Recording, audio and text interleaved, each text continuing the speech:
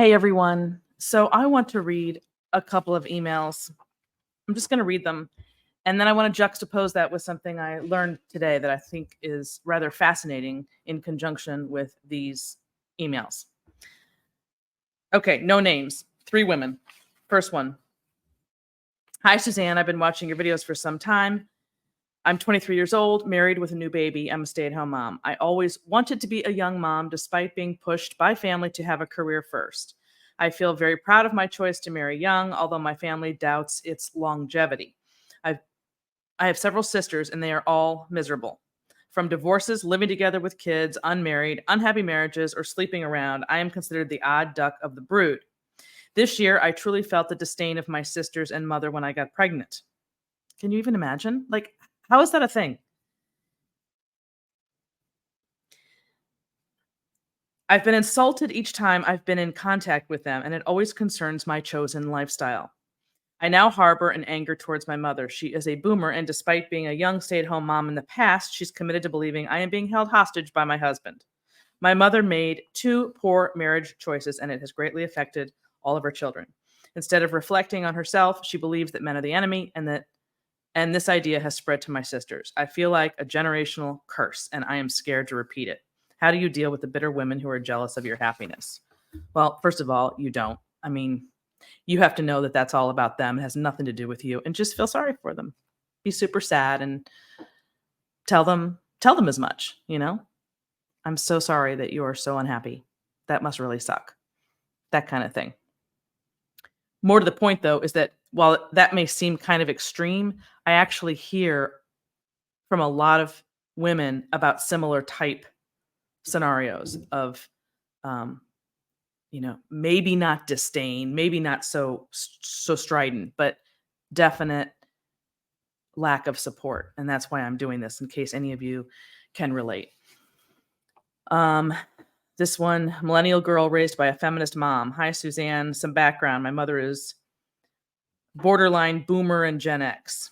She is the product of divorced parents herself, so not surprisingly, she ends up twice divorced by the time I was 21 years old. My mom was in college and medical school during my growing up, and I spent considerable time in daycare starting at 2. Even after school, my sister and I were in after school care. All I heard growing up was, my children will go to college, don't get married young like I did, pick a good career, be anything you want, wait to have kids, think about your future, don't expect a man to provide for you. A full feminist narrative. The result, I was a sinking ship. I had no idea what I wanted to be. I graduated high school with honors, accepted into every college I applied to, picked a random one, and changed schools, changed majors multiple times, took 6 years to graduate, and had no job upon finishing. After a year, I took matters into my own hands and became a teacher. Quite disappointing to my mom. Found a husband and started having kids at 28. Ooh, the shock of it. My husband told me I could quit teaching to stay at home, and I was shocked. I wanted to, but didn't want to be a financial burden. But little did I know he had been planning for this. Kudos to him. As happy as I was and still am, I struggled majorly. I was wired to believe that my worth was tied to my income, and it took 2 more kids to break me of that. I'm so glad you were broken of that. This last one. Wait till the end for this, because at first, we'll just wait till the end. I always said I wanted to be a mom to twins as a kid when asked what I wanted to do, and was laughed at and asked basically like, what else? What do you really want to do? And when I was a teen and 20 something, I said I wanted to be a mom, and I was laughed at and told that guys think that seems desperate and I had plenty of time and shouldn't even think about it yet. Then when I continued to say it into my 30s while still single, I got told I shouldn't say that because now that also seemed desperate and I should focus on myself. And if it happens, it happens.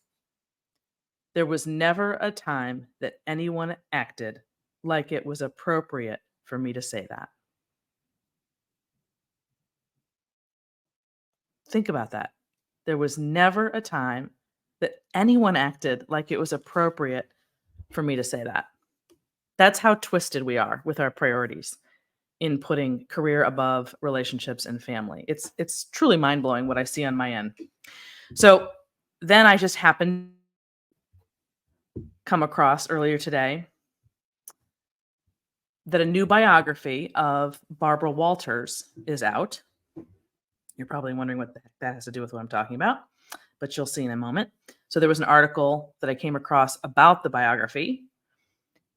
And in that article, this is what the gal wrote.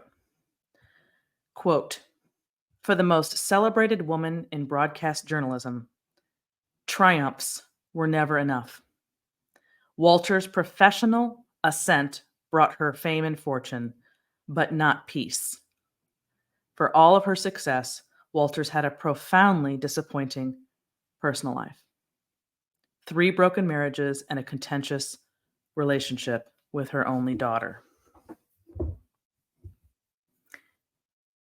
That isn't something you hear about very often. And again, that may be an extreme example because there are very few Barbara Walters, and that particular career is definitely um, going to be all consuming and, and it's going to come at a cost. But there are plenty of other professions that do come at a cost. And she is not alone in that regard, but we don't hear enough about it. It's almost like it's a secret thing. And sometimes the same women who experience that are still professing that this is the way to map out your life, with career at the center at the expense of everything. I mean, nobody says at the expense, but that's what ends up happening in so many cases, since nobody also says, but hey, this is going to conflict with the meaning motherhood and career, raising a family, your relationships at home are going to conflict with the pursuit of a big career. And I'm referring to really big careers here, not ones that you can move easily in and out of, or you can do part-time, or that's more flexible, or that you can do from home, or all of those things that I encourage people, women, to do if they want family to be their focus. But it's important to use stories like this one with Barbara Walters to our advantage by saying, hey, this is the side that, again, nobody wants to talk about. There is a cost to every choice that we make in life. And I think it was Thomas Sowell who said, there are no solutions, there are only trade-offs. And that is certainly true when it comes to motherhood and career. So I wanted to juxtapose. It was interesting because I came across this new biography and that article about Barbara Walters on the heels of these emails that I'd read from these gals who, by the way, I have hundreds of these. I mean, they come in constantly all week. And they all kind of, the theme of these emails is all the same. And it's profoundly sad.